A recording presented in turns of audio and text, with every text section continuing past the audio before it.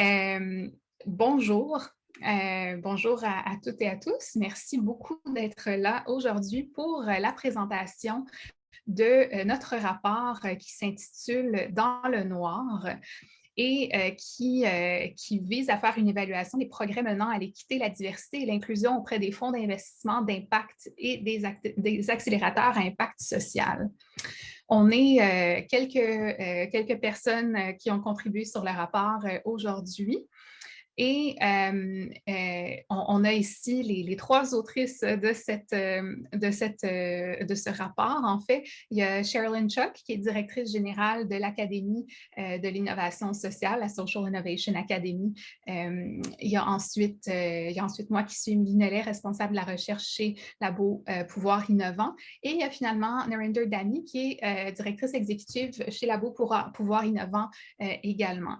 Il y a des conseillers qui ont pu rendre ce travail possible également. Il y a Victor Beausoleil, qui est directeur général au CETI. Excusez-moi, je vois quelques petites coquilles dans cette diapositive-là. On va les corriger là, pour, pour l'envoi final. Et Julissa Brown, qui est dans la salle avec nous ici, qui est directrice de l'engagement communautaire chez CETI également. Alors, on va d'abord faire une petite présentation de ce qui va avoir lieu aujourd'hui. On va présenter dans le fond comment l'étude a été conçue, un peu la méthodologie. Ensuite, on va vous présenter les points forts qui ont émergé de la recherche. Donc, c'est quoi les informations principales? On va faire part de la discussion, de l'analyse et ensuite, on va parler des prochaines étapes. Qu'est-ce qu'on fait, la voie à suivre? C'est quoi les prochaines étapes maintenant qu'on sait ce qu'on sait à propos du rapport? Puis il va y avoir une petite portion de questions-réponses. Alors, avant de commencer, permettez-moi d'abord de vous présenter les gens de l'équipe qui sont ici, qui vont se présenter elles-mêmes. Donc, je passe la parole à Narinder Dami. Tout d'abord, Narinder. Merci, Amélie. C'est un plaisir d'être ici et je m'excuse mon français. Ça fait un peu longtemps que je parle français. J'habitais au Burkina Faso, Mali, Côte d'Ivoire pour quelques années. Je suis la directrice exécutive chez Labo Pouvoir Innovant et j'ai travaillé pendant l'Amérique du Nord et aussi dans les pays du Sud en microfinance, philanthropie et des investissements impact. Et nous sommes vraiment excited d'être ici. Et je vais parler un peu de Labo Pouvoir Innovant. Labo Pouvoir Innovant est une plateforme collective qui informe et permet un avenir financier plus inclusif. Et on travaille sur l'ensemble du spectre financier. Ça inclut la philanthropie, les financements d'impact, le venture capital et le financement bancaire. Il s'agit d'une initiative axée sur la recherche, l'éducation, le ressemblant et l'aide des organisations dans leur démarche d'équité. Et Emily va dire ça un peu mieux après moi. Donc, mais nous sommes un partenaire qui comprend de Duca Impact Lab, les fondations communautaires du Canada, la Fondation Trillium de l'Ontario, Coast Capital et World Education Services. C'est vraiment un plaisir d'être ici avec vous. Merci, Narinder. Et puis, ben voilà, moi, je suis Émilie Nellet, je suis directrice de la recherche chez New Power Labs. Je suis basée à Montréal, qui est un territoire traditionnel autochtone non cédé Mohawk. Je travaille avec New Power Labs, en fait, depuis l'été dernier. Je suis arrivée après la portion de collecte de données. Donc, ça a été vraiment très intéressant pour moi de voir tout le travail qui avait été fait et de pouvoir voir qu'est-ce qu'on peut faire avec ces données-là, qu'est-ce que ça peut former comme rapport et quel type d'informations ça peut faire émerger. Donc, j'ai travaillé vraiment de très près avec Sherilyn et avec Narinder sur ça. Donc voilà, et puis je contribue à mener de l'avant l'agenda de recherche qui se veut très innovant et basé sur la recherche-action. On va en parler un petit peu plus tard. Julissa, est-ce que tu aimerais te présenter? Merci, Emily. Bonjour tout le monde, je suis Julissa, je m'appelle Julissa Brown. Je suis la directrice de l'engagement communautaire de la Social Economy through Social Inclusion, ou SETI. C'est une coalition d'entrepreneurs, de chercheurs et de dirigeants sociaux dont la mission est d'offrir des possibilités significatives aux communautés historiquement sous-représentées dans l'écosystème de l'économie sociale, de la finance sociale et de l'investissement et retombées sociales. Merci. Merci, Julissa. Sherilyn, je t'invite à prendre la parole. Oui, merci, Amélie. Bonjour, je m'appelle Sherilyn Chalk. Je suis la directrice générale et cofondatrice de la Social Innovation Academy, ou SIA. Je suis reconnaissante de me joindre à vous aujourd'hui depuis la terre nocédée, traditionnelle et ancestrale du territoire Musqueam, Squamish et Tsleil-Waututh, connu aujourd'hui sous le nom de Vancouver. Social Innovation Academy est un organisme national non lucratif qui forme la prochaine génération de leaders à impact social par le biais de programmes d'apprentissage expérientiel. Nous avons créé la SIA pour que les gens partout au Canada puissent acquérir les compétences nécessaires pour travailler dans le domaine de l'impact social et comprendre le chemin à parcourir pour le parvenir. Chaque été, notre cohorte d'analystes à travers le Canada contribue à un projet national. À cours l'été 2021, les analystes ont dirigé la collecte des données qualitatives et où sont tenues l'analyse initiale. Je me sens très chanceuse de commencer ma carrière à une époque où des conversations sur l'équité sociale ont lieu et où nous sommes essayons collectivement de travailler à un avenir plus inclusif. Je suis désolée pour mon français. Mais non, il n'y a pas de souci. Merci beaucoup, Sherilyn. Et puis, vous savez, c'est quand même agréable. Tu sais, c'est quand même très rare pour des francophones de voir des anglophones qui se donnent la peine de dire je vais faire une présentation en français. Et moi, je pense que je parle en tant que Québécoise de voir des organisations pan-canadiennes qui se disent on veut traduire un rapport comme ça en français, on parle d'inclusion. Moi, faire partie d'une équipe qui met de l'avant l'importance du français comme ça, je trouve ça quand même fort agréable. Alors, alors voilà, ceci étant dit, on peut continuer la présentation. On va aller rapidement à travers notre histoire, un peu qu'est-ce qui est à l'origine de ce rapport-là. Donc, depuis 2019, la Beau Pouvoir Innovant, l'initiative avant qu'elle naisse vraiment, a lancé des consultations sur les questions d'équité et de genre. Puis ensuite, en 2020, il y a SETI qui a fait une déclaration commune de solidarité puis qui a démarré le Solidarity Working Group dans lequel la Beau Pouvoir Innovant et la Social Innovation Academy ont notamment pris part. Et puis, il y a des discussions qui ont vraiment commencé à émerger sur comment est-ce qu'on peut rendre les capitaux, les flux financiers plus facilement accessibles pour les différentes communautés qui sont souvent sous-représentées au Canada. Et puis, il y a d'autres organisations, des investisseurs à impact social, des accélérateurs à impact social qui ont décidé de joindre la marche et de faire partie du groupe aussi et de la discussion. Et c'est comme ça que le besoin de faire émerger cette recherche-là pour voir qu'est-ce qui se fait en termes d'équité, diversité et inclusion dans cet écosystème-là, ça a vu le jour et vraiment, c'est un flambeau qui a été vraiment porté, le Solidarity Working Group était coordonné par SETI, mais c'est vraiment un flambeau, la recherche qui a été portée par Social Innovation Academy, mais vraiment bien coordonnée et portée également par le Labo Pouvoir Innovant. Donc voilà, et il y a aussi des stagiaires de la Social Innovation Academy qui ont contribué à la recherche l'été dernier. Il y a 2020 qui a vraiment ouvert la porte à énormément de changements avec toutes les situations qu'on connaît qui se sont produites. Et ce qu'on note, c'est que ça fait augmenter vraiment massivement le nombre de conversations qu'on a sur l'équité et la justice raciale pour le secteur de l'innovation sociale et de la finance sociale. On se dit, on est un milieu qui est progressiste. Que faisons-nous? Quelles sont nos bonnes pratiques?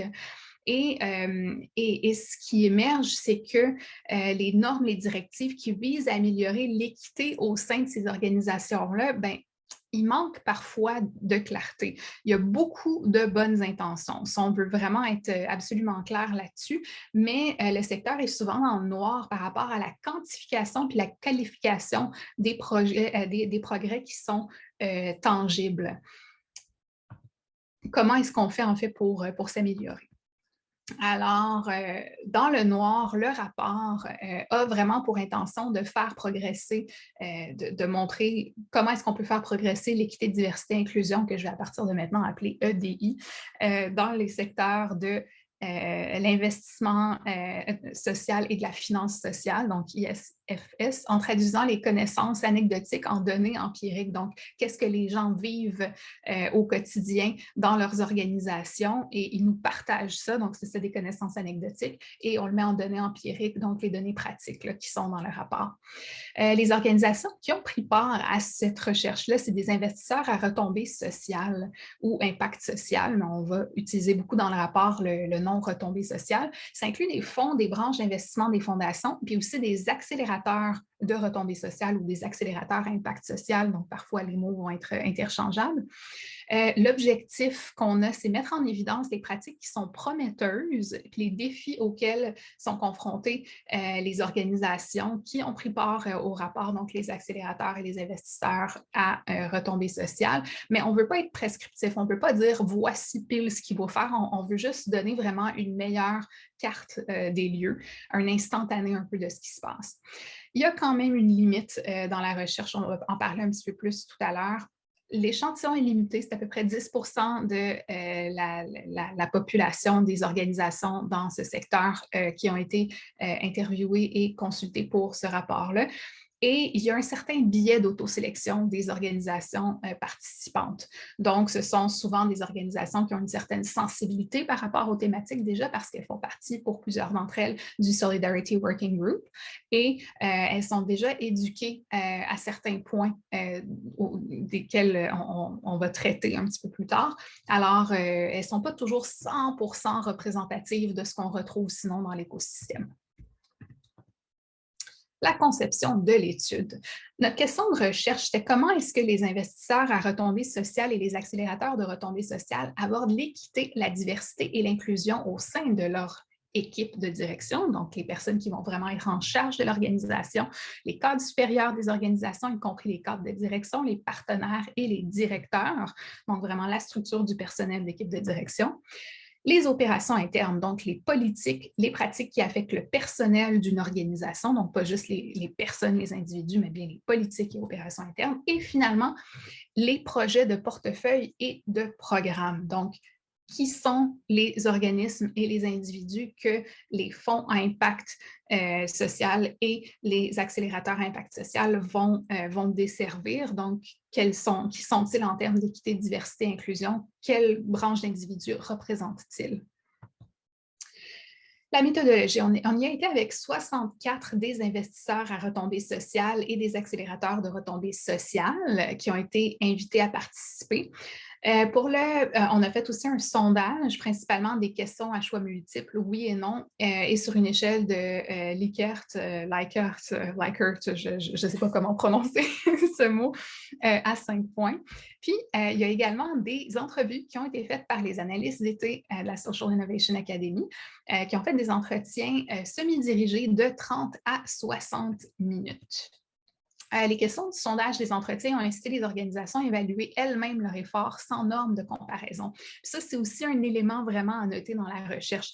Puis on va vraiment y revenir souvent. Comme il n'y a pas d'outils quantitatifs précis, clairement définis dans le secteur, souvent les gens devaient y aller avec leur impression sur eux-mêmes, comment eux s'évaluaient, est-ce qu'ils perçoivent bien faire les choses ou pas. Donc, encore là, il peut y avoir un petit biais. Donc, on veut vraiment s'assurer qu'il y a une transparence à ce sujet-là. Donc, évaluation, auto-évaluation elle-même des efforts. Il y a eu vraiment des organisations participantes. On a sondé, interviewé 27 investisseurs à retombées sociales et 13 accélérateurs de retombées sociales entre mai et septembre 2021. Donc, on a la liste des investisseurs à retombées sociales et les accélérateurs de retombées sociales qui sont ici à droite, sont surtout basés en Ontario. C'est certain, souvent, il va avec les réseaux de contacts de gens qu'on a, ça va de soi. Mais on regarde qu'il y en a quand même un peu partout au Canada. Et on tient vraiment à les remercier. Tout le monde qui a participé, parce que ça a fait en sorte que la recherche a pu être possible, a pu être réalisée. Et sans ça, ce serait pas possible. Donc, merci beaucoup à ces organisations-là.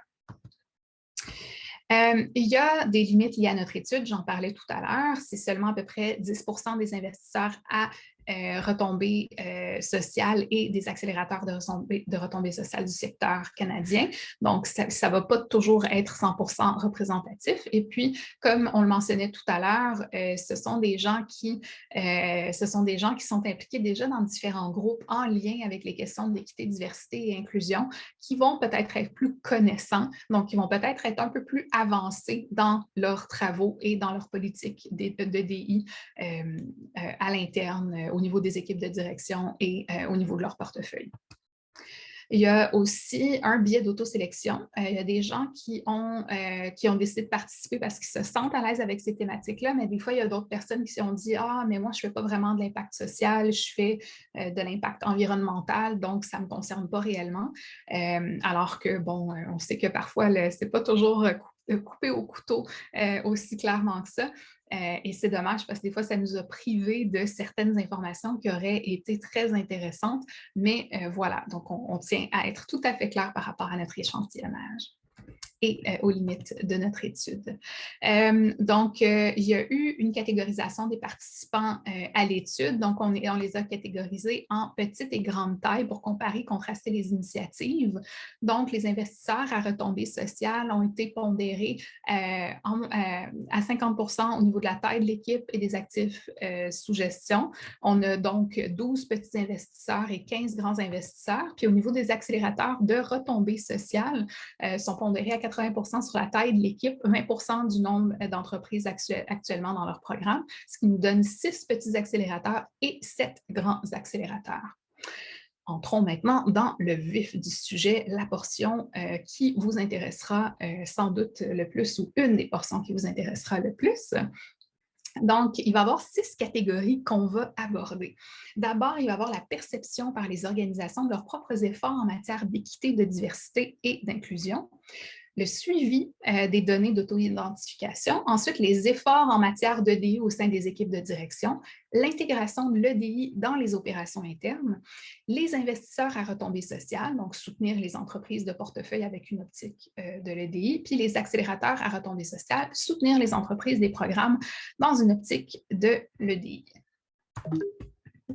Voilà. Vous allez voir tout au long des prochaines diapositives qu'il va y avoir une échelle comme celle que vous voyez. Donc, c'est une forme de carte thermique. Puis, plus on va vers le vert, plus ça veut dire que les organisations sont d'accord, tout à fait d'accord avec une déclaration ou qu'elles indiquent avoir mis en place une pratique particulière. Donc, ce n'est pas bien sorcier et ça va être assez facile à comprendre. Première catégorie, autoperception des efforts de DI. Les investisseurs à retombées sociales et les accélérateurs de retombées sociales croient avoir pris des mesures en matière d'équité, de diversité et d'inclusion. Donc, ici, on remarque, et je mets l'accent vraiment, c'est de l'auto-perception. Hein? Puis s'il y a un élément qui a été fait, les gens peuvent dire qu'ils ont effectivement fait des pas dans ce sens, donc peuvent dire que oui, ils ont pris des mesures.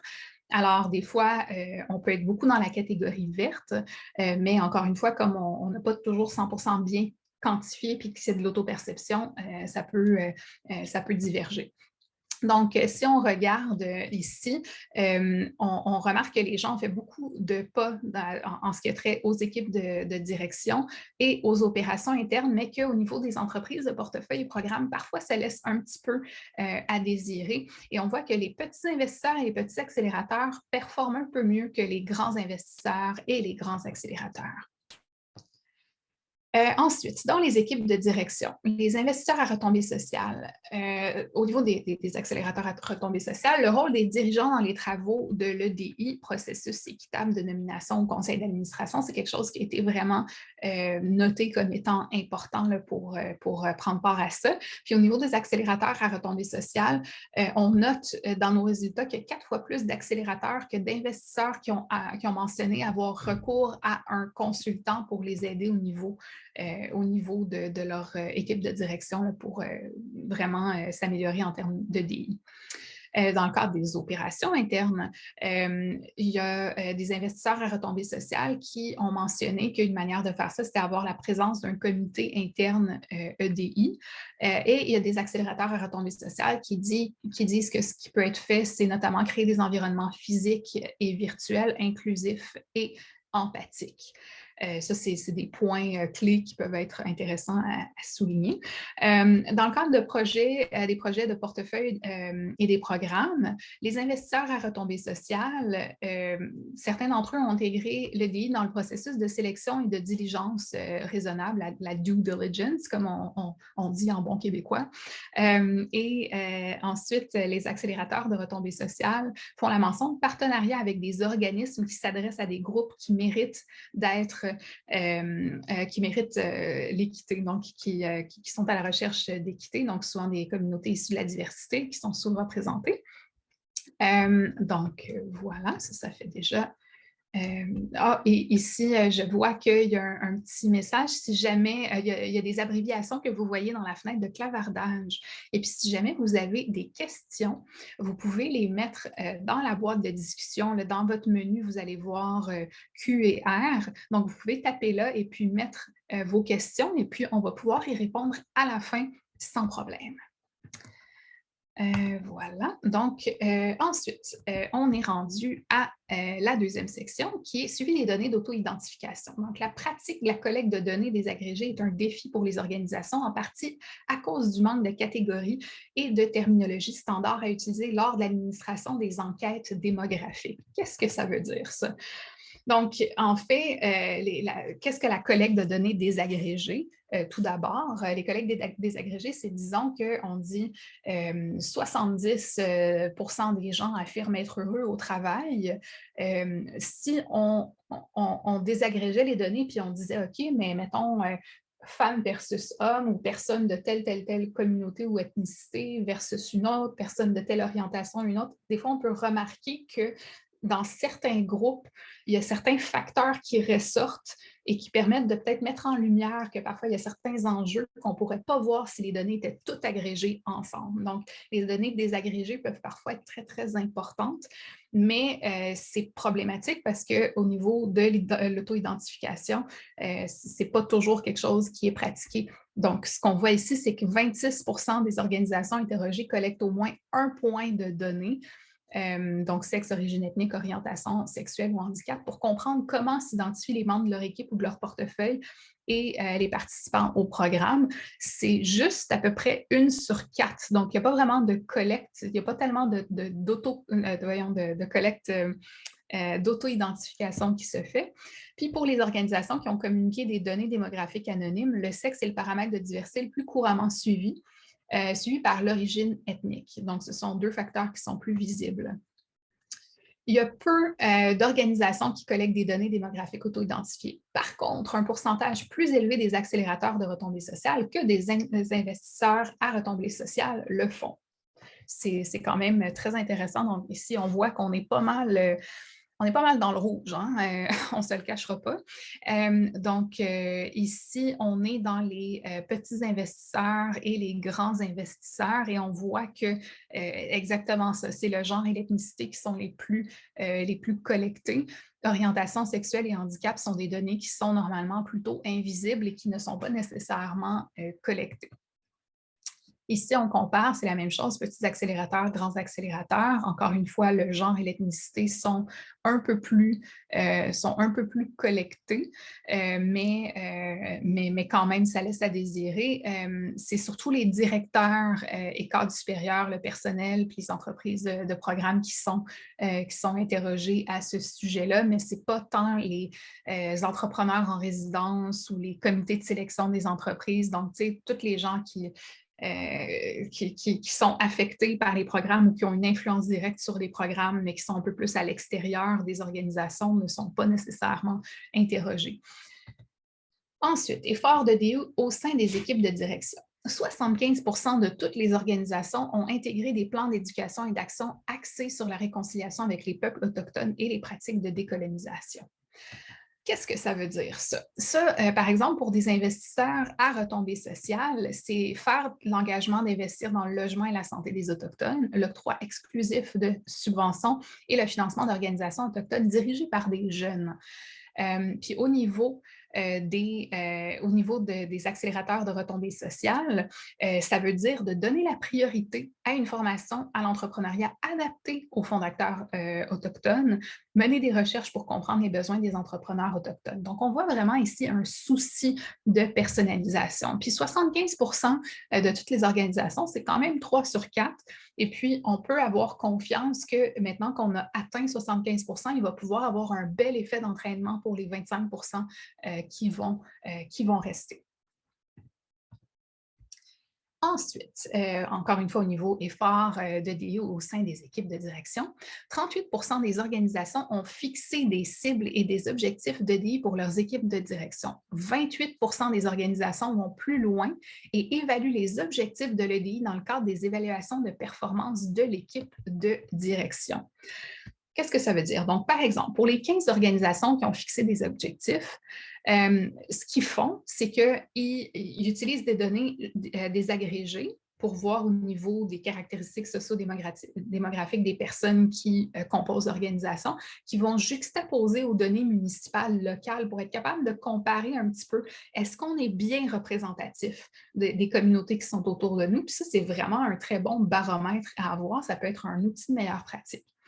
Il y a aussi des gens qui ont mentionné la participation à divers engagements, par exemple le défi 50-30.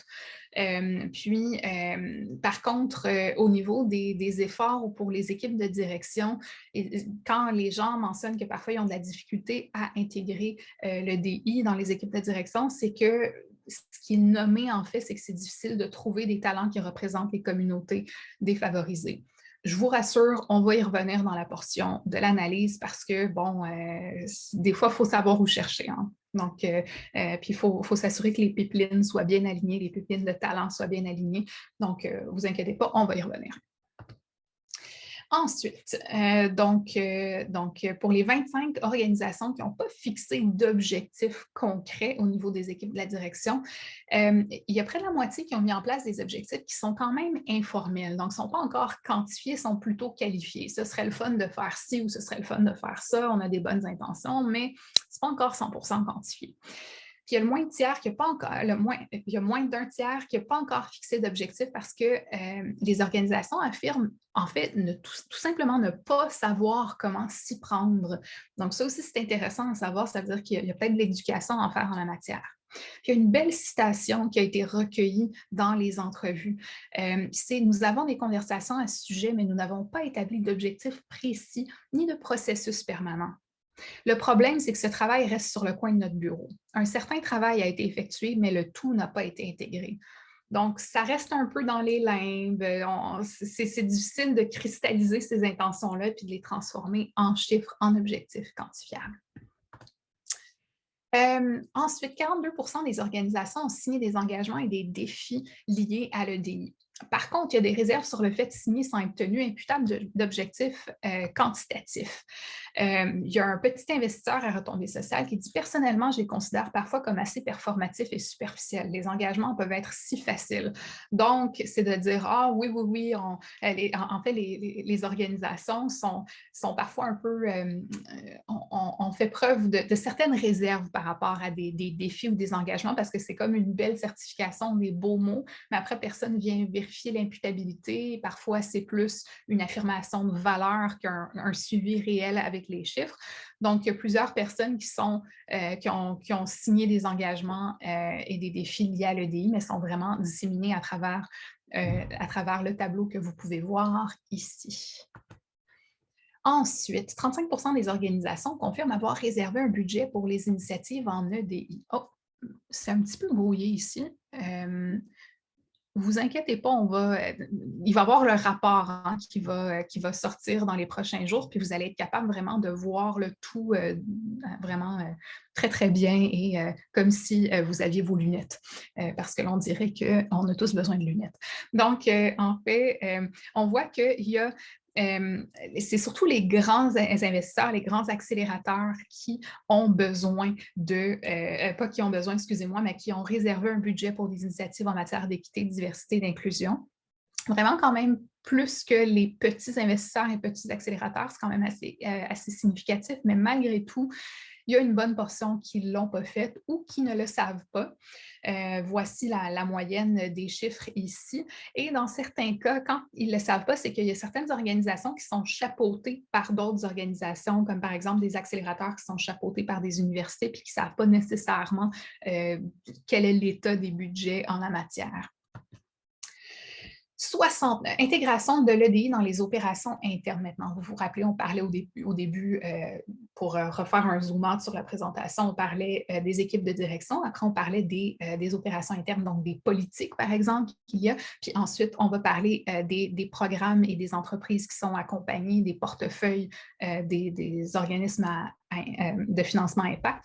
Donc, là, on est rendu dans la portion 2. Donc, 69% des grandes organisations ont mis en place un comité d'EDI contre 33% des petites organisations pour aider justement à l'interne. Donc, ici, on voit que c'est surtout les grands investisseurs et accélérateurs qui le font, beaucoup plus que les petits investisseurs et petits accélérateurs. Puis pour chaque organisation qui a mis en place un comité, il y a au moins un représentant de la haute direction qui est membre. Les organisations qui n'ont pas de comité EDI ont tendance à avoir une équipe qui est plus petite, allant de 2 à 9 membres. C'est souvent des gens qui se côtoient beaucoup au quotidien, qui sont tout le temps en réunion, toute la journée, puis qui ne vont pas nécessairement toujours séparer leurs activités les unes des autres. Donc, ça peut être une des raisons qui explique ça. On va y revenir un petit peu plus tard. Ensuite, les politiques les plus courantes sont liées à l'égalité des sexes, à 95%. À l'inverse, seulement 52% des organisations ont mis en place une politique d'équité salariale. Donc ici, on peut regarder un peu toute politique d'égalité des genres en milieu de travail, les congés parentaux, politique en matière d'horaires variables et de télétravail. Ça a sûrement été dans le tapis à cause de la COVID, donc on peut remarquer ça, mais par contre, les aidants familiaux, services de fertilité, ce n'est pas vraiment très avancé encore. Politique anti-harcèlement sexuel, ça avance quand même très, très bien, mais on voit que les petits investisseurs et petits accélérateurs performent un peu moins comme ça. Peut-être que les équipes étant plus petites n'ont pas nécessairement aussi peur de se mettre la main dans l'engrenage, mais des fois, ça peut être intéressant de suivre le pas des grandes organisations et de formaliser certains processus. Donc, politique d'égalité des chances aussi, ce n'est pas toujours 100% bien avancé, mais on est sur une pente montante. Puis, politique de rémunération équitable, on peut encore faire du chemin en la matière. Plusieurs répondants ont mentionné que les politiques sur papier ne signifient pas grand-chose, mais voici quelques-unes des façons dont les organisations mettent les politiques en pratique. Et ça, je sais que c'est une des portions préférées de Sherilyn qui le mentionnait lors des deux autres présentations. Donc, l'égalité des chances.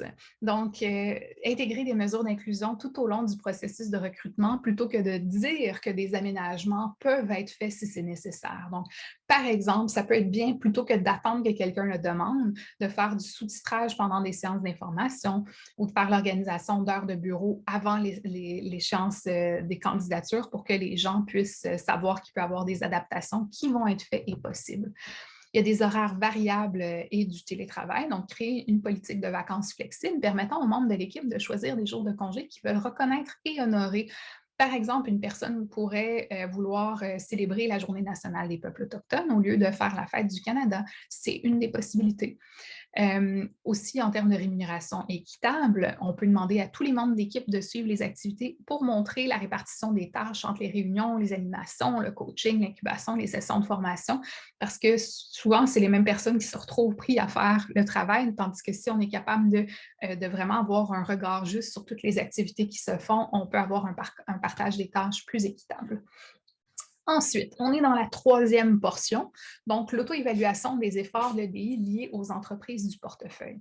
Dans le cadre de l'enquête, les petits investisseurs à retombées sociales ont été plus nombreux que les grands investisseurs à retombées sociales à indiquer qu'ils cherchent activement à investir dans une optique d'équité. Donc ici, ce qu'on voit, c'est que les petits investisseurs sont un peu plus dans le vert. Donc, ils vont beaucoup chercher des entrepreneurs féminines ou des personnes autochtones noires et de couleur. Ici, on va aussi chercher beaucoup de femmes PANDC. Donc, mais on est quand même un petit peu moins dans les communautés LGBTQIA2S+, et les personnes ayant un handicap. Puis chez les grands investisseurs, on a une approche qui est vraiment moins orientée vers la recherche d'entrepreneurs issus de la diversité. Dans les entrevues, on a eu des points de vue intéressants d'investisseurs à retombées sociales sur l'investissement dans des entreprises dont les fondateurs sont issus de la diversité. Donc, selon eux, ce qui serait possible, c'est d'aider les entreprises à être prêtes à investir. Donc, ils encouragent la participation à des programmes de renforcement des capacités ou d'accélération qui préparent les fondateurs issus de la diversité à réussir à lever des capitaux. Par exemple, il y a Enterprising Women et Fireweed Fellowship. Il y a aussi une proposition d'adapter le processus de demande et d'investissement. Donc, les petits investisseurs à retombées sociales ont mentionné leur capacité à être flexibles dans leur processus de diligence raisonnable et de décision en n'exigeant pas que tous les fondateurs adhèrent à la même formule. Puis, un petit investisseur à retombées sociales qui dit que la réussite du processus d'investissement se fait à la vitesse de la confiance. Il ne s'agit pas d'investir et d'oublier, il s'agit plutôt d'investir et de s'aligner sur leur mission. Donc, vraiment, on développe beaucoup plus de liens entre les entrepreneurs et les investisseurs. Et puis, c'est comme ça qu'on peut réussir à ramener un peu plus d'équité. Encore une fois, on est dans l'auto-évaluation des efforts de DI aux entreprises du programme. Et puis, cette portion-là, vraiment, elle va résumer un peu ce qu'on disait précédemment. Donc, dans le cadre de l'enquête, davantage d'accélérateurs de retombées sociales ont indiqué qu'ils cherchaient activement à recruter des entreprises dirigées par des femmes, des NAP, des personnes noires, autochtones, personnes de couleur et des femmes NAPDC, plutôt que de recruter des entreprises dirigées par des fondateurs qui s'identifient comme LGBTQIA2S+, et ou des personnes handicapées. Donc, ici, encore une fois, c'est ce qu'on voit ici. Et maintenant, les accélérateurs de retombées sociales lors du recrutement de fondateurs issus de la diversité disent qu'on peut mettre en avant les entrepreneurs méritant l'équité en racontant les histoires de réussite des entrepreneurs en ligne. On peut aussi engager d'anciens participants du programme et pour qu'ils puissent partager plus largement les opportunités. Puis, un petit accélérateur de retombées sociales dit ainsi que le changement se produira. Lorsque vous voyez en quelqu'un lorsque vous voyez quelqu'un que vous admirez, c'est là que vous vous dites « je peux faire cela » ou « je pourrais faire cela ». Donc, créer le possible avec l'exemple.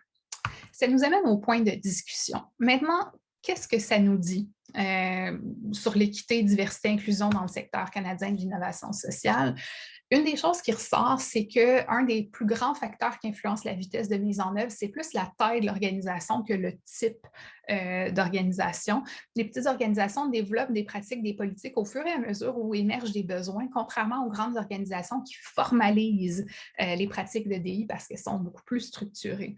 Donc les petites vont faire émerger, développer des nouvelles politiques au fur et à mesure où les besoins émergent. Elles ont moins de comités, mais elles ont plus une culture où est-ce qu'elles vont, elles font partie d'équipes, elles vont tester, mettre en œuvre des pratiques plus rapidement, puis être intentionnelles. Puis vraiment, il y a beaucoup d'organisations qui disent que c'est au cœur de leur ADN, les petites organisations, le DI, c'est très important.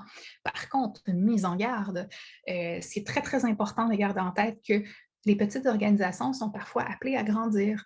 Et puis, il y a des gens qui changent au sein des équipes. Alors, s'il y a certaines choses qui ne sont pas mises sur papier, s'il n'y a pas certains comités, certains protocoles qui sont faits, il y a peut-être certaines des bonnes intentions qui sont là au départ, qui ne vont pas être transmises par le futur, donc dans l'avenir. Donc, garder ça en tête, c'est vraiment très, très important.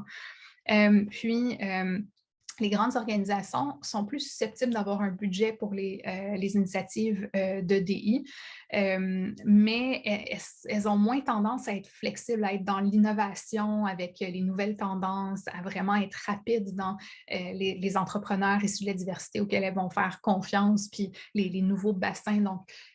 Donc, être petit donne une flexibilité et donne accès à plusieurs réseaux et plusieurs approches émergentes, et être grand apporte une force de frappe une fois où l'organisation prend de l'accélération graduellement.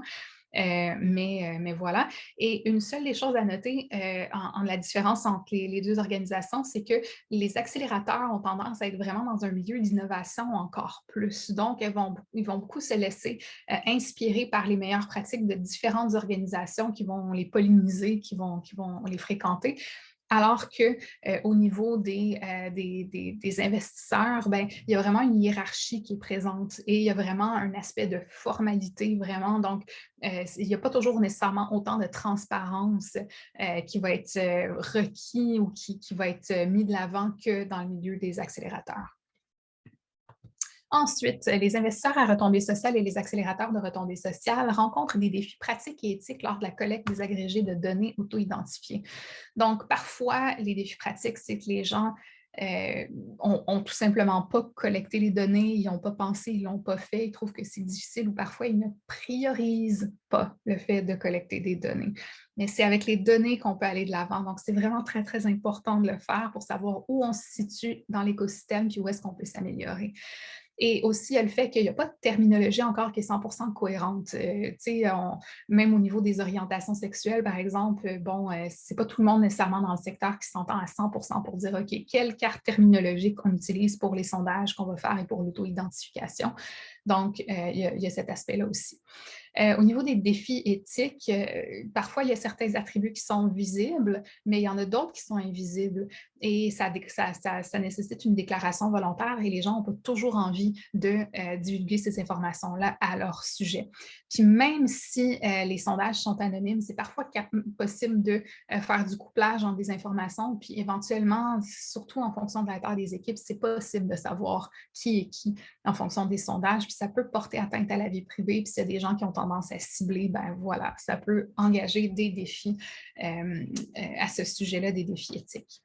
Ensuite, les investisseurs à retombées sociales, les accélérateurs de retombées sociales semblent s'appuyer sur des sources externes lorsqu'ils identifient les cibles et les points de référence de DI.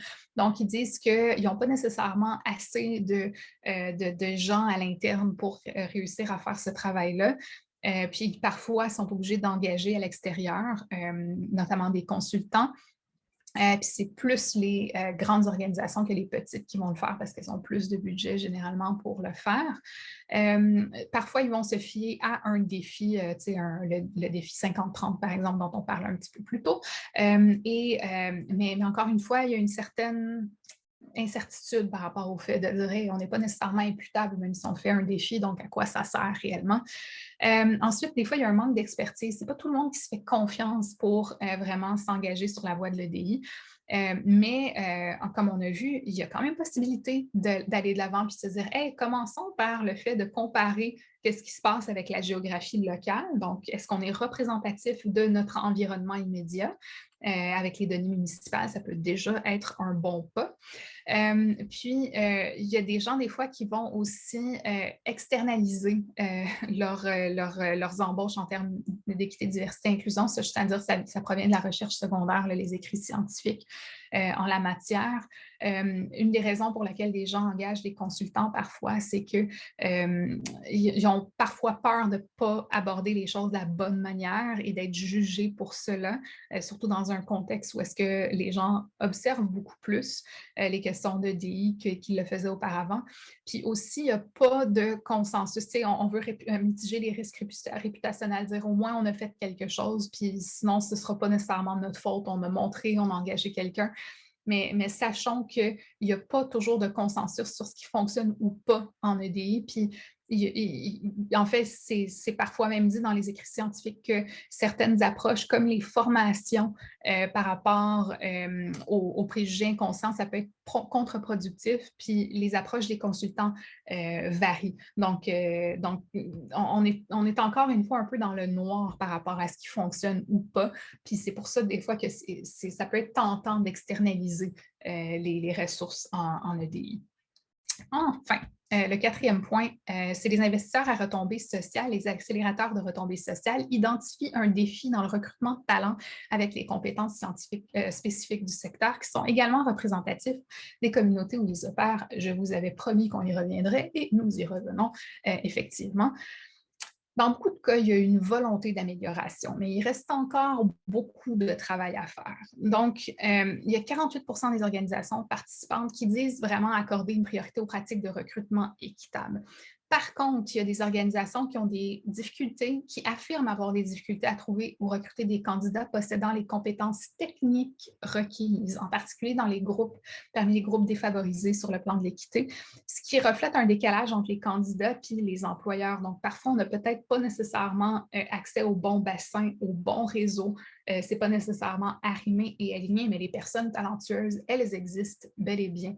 Donc, on a tendance à beaucoup aller dans les groupes et les réseaux qui nous ressemblent. Et si on veut réussir à sortir de cette tendance-là, puis se dire on va diversifier nos équipes, bien, il faut sortir de nos vieilles habitudes de juste y aller par le contact immédiat des gens qu'on connaît autour de nous.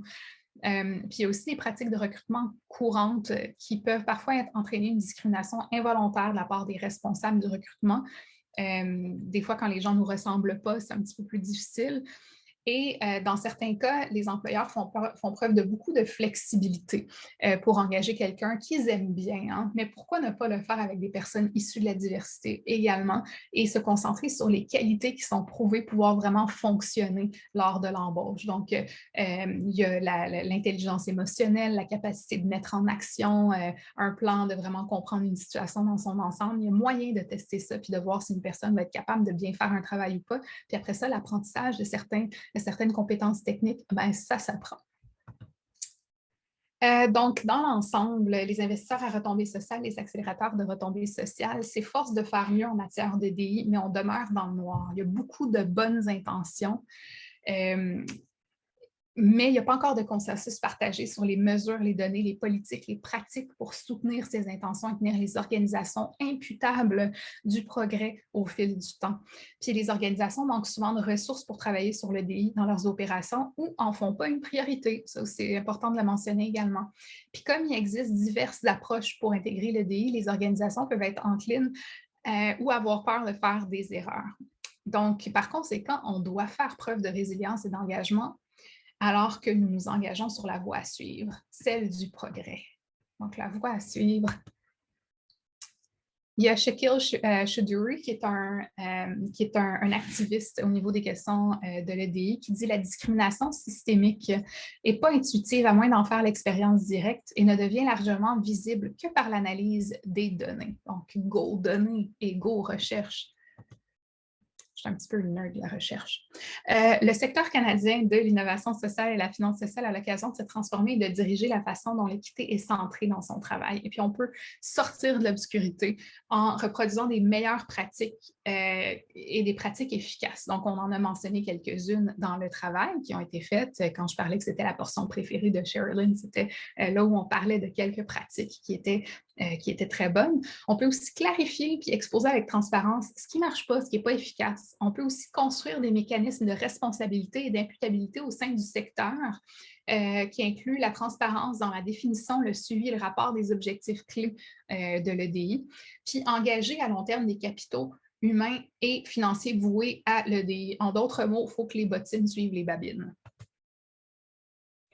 Maintenant qu'on comprend mieux le contenu du rapport, on se dit « Ah, j'ai des fourmis dans les jambes, j'ai vraiment envie de faire quelque chose. » Donc, où aller à partir de maintenant? Qu'est-ce que je peux faire en tant que représentante d'une organisation, d'un fonds à impact social ou d'un accélérateur à impact social? Donc, il y a des possibilités pour accélérer la marche vers l'équité.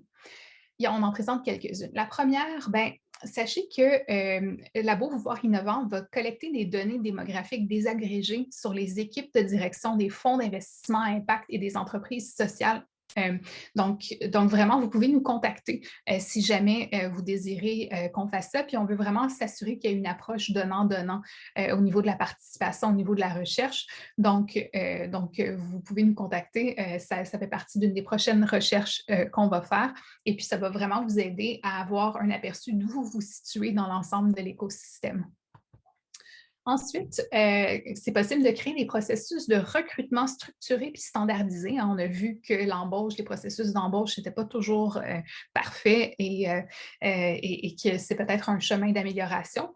Donc, il y a des outils d'entretien anti-biaisés proposés par la Social Innovation Academy. Donc, vous pouvez contacter Sherilyn et toutes les informations vont être écrites aussi dans le rapport que vous pourrez consulter à partir de la semaine prochaine pour pouvoir contacter toutes les organisations participantes. Ensuite, vous pouvez participer à une analyse comparative des politiques de DI grâce à une nouvelle initiative lancée par Labo Pouvoir Innovant et faite en partenariat avec Closehound. Donc là aussi, vous pourriez être intéressé à participer. Donc, tu sais, quand on parlait de la section numéro 2, les politiques à l'interne, qu'est-ce qui se fait, qu'est-ce qui est une bonne pratique, qu'est-ce qui n'en est pas une, qu'est-ce qui se fait dans l'ensemble du secteur, là aussi, vous pouvez réussir à voir quelle est votre position par rapport à d'autres organisations et même avoir des idées de manière dont vous pouvez vous améliorer. Ensuite, c'est possible de rejoindre une communauté d'organisations homologues qui s'engagent à partager leurs connaissances en matière de DI. Donc, entre autres, avec le groupe de travail sur la solidarité, le Solidarity Working Group, avec la représentante qui est Julissa Brown, qui est ici, de cette-ci. Et aussi Labo Pouvoir Innovant, qui va vraiment lancer de plus en plus d'initiatives. On disait que Labo Pouvoir Innovant est vraiment un organisme qui est centré sur les partenariats. Et pour les gens qui sont des déployeurs de capital, ça va vraiment être possible de profiter des réseaux de partage de connaissances, de voir quels sont tous les exemples de meilleures pratiques. Puis on va vraiment s'organiser pour voir toute la recherche qui est faite dans le domaine scientifique et professionnel au niveau des flux de capitaux équitables. On va la synthétiser, la partager, puis donner vraiment des opportunités d'apprentissage aux gens dans le secteur qui ont envie d'améliorer leurs pratiques. Et puis, en fait, en dernier lieu, qu'est-ce qu'il faut faire pour où on se dirige à partir d'ici? Qu'est-ce qu'on peut faire? Mais il faut embarquer à pieds joints dans le voyage. C'est vraiment absolument essentiel parce que c'est vraiment, comme on sait, on est un peu dans le noir. Hein? On va forcément se tromper en cours de route. Ça ne pourra pas se faire du jour au lendemain. Puis, ce qui est grave, ce n'est pas de faire des erreurs. Ce qui est grave, c'est d'abandonner, de baisser les bras ou de se dire qu'on n'est pas concerné, qu'on n'est pas une personne qui est nécessaire dans le processus d'accroissement de l'EDI dans les organisations les organisations à impact social et finances sociales. Donc, il ne faut absolument pas lâcher, il faut embarquer à pieds joints dans le voyage. Ça nous mène maintenant à la portion de questions-réponses qui sera peut-être un peu brève. Donc, je vois qu'il y a une question. Je me demandais qui vous a commissionné ce travail et pourquoi avoir choisi les investisseurs et accélérateurs? Pensez-vous étendre ce travail aux fondations philanthropiques qui ont des approches similaires en termes de sélection et de gestion de portfolio? Je vous remercie beaucoup pour la question, Madame Lemoine. Et puis, je réalise que j'ai omis de mentionner que le travail avait été financé par New Power Labs et par CETI. Et vraiment, comme je le mentionnais au départ, le travail a émergé ou le besoin de vraiment faire cette recherche a émergé avec des conversations qui ont lieu à l'intérieur du Solidarity Working Group qui est chapeauté par CETI. Et vraiment, les groupes qui prenaient part à ça ont réalisé que vraiment les flux de capitaux étaient complètement inéquitable et que les groupes, les personnes noires, autochtones et les personnes de couleur étaient trop souvent mises à l'écart dans le fait d'acquérir des capitaux, notamment en termes d'entrepreneuriat. Donc, il fallait vraiment faire une étude pour voir où en sommes-nous en termes d'EDI dans ce secteur-là. Et vraiment, c'est quelque chose qui intéresse beaucoup Labo Pouvoir Innovant aussi depuis un bon bout de temps. Narinder est investisseur elle-même et elle a vécu l'absence d'équité, diversité et inclusion de l'interne aussi. Donc, c'est quelque chose qui lui tient énormément à cœur et qu'elle a tenu à porter avec force et avec vigueur. Il a fallu faire un choix au départ, puis souvent en recherche, on y va beaucoup avec les premières opportunités. Et je sais qu'au niveau des recherches, Labo Pouvoir Innovant veut continuer justement les prochaines étapes à y aller avec des fonds, par exemple des fondations, des fonds philanthropiques, des fondations familiales, et que ça va être par étapes. Donc, je vous dirais de demeurer à l'écoute et que la recherche va se poursuivre vraiment dans les prochains mois et que vraiment, c'est pour ça qu'on veut réussir à aller chercher d'autres données qui vont suivre. Donc, j'ai répondu en direct. Voilà. Ensuite, est-ce qu'il y a d'autres questions ou des mains levées? Je ne sais pas si je peux voir les mains levées. Je ne vois pas de mains levées. Oui, à travers le chemin du déploiement des flux de capitaux. Mais je vois ici que Mme Lemoine, vraiment, vous dites que vous faites partie d'un petit regroupement de fondations familiales qui ont essayé de créer un référentiel commun pour la collecte de données, puis vous seriez ravis d'échanger avec nous. Bien, ça va nous faire extrêmement plaisir d'échanger avec vous également. On va prendre en note votre adresse courriel et on va s'organiser pour vous écrire très bientôt si jamais vous avez envie de prendre part à la recherche qui s'en vient de notre côté. On est très, très enthousiastes. On pense là, que vraiment, il y a de plus en plus d'engouement et on veut s'assurer que les gens qui participent à la recherche en retirent quelque chose en échange aussi. Donc, ça va au moins aider les gens à voir où ils en sont, puis comparer les meilleures pratiques, puis les politiques également. Donc, on aspire à ce que ce ne soit pas juste de la collecte de données, mais que ce soit qu'il y ait vraiment une approche de partage et d'aide réciproque. Y a-t-il d'autres questions? Ah, ben oui, par ailleurs, merci beaucoup pour le compliment. L'étude est passionnante, vous avez hâte de pouvoir la relire à tête reposée. On va faire parvenir le rapport qui va être publié la semaine prochaine. Donc, aujourd'hui, c'est comme une petite mise en bouche de ce rapport-là. Et puis, la version finale du rapport là, va sortir la semaine prochaine. Donc, ce qu'on va faire, c'est qu'on va l'envoyer à tout le monde qui est présent aujourd'hui par courriel. Et vous allez voir, il y a un rapport qui est en français, un rapport qui est en anglais. C'est la même chose. Vous le lisez dans la langue de votre choix. Et on voulait s'assurer que ce soit très inclusif et que ça représente bien l'anglais et le français qui sont le plus pratiqués au Canada. Voilà. Merci à tout le monde d'avoir été là aujourd'hui. N'hésitez surtout pas à communiquer avec nous, que ce soit avec Julissa à CETSI, que ce soit avec Sherilyn à SIA, Social Innovation Academy, ou que ce soit avec Narinder et moi à Labo Pouvoir Innovant. Et on va être ravis de pouvoir discuter avec vous. Merci beaucoup.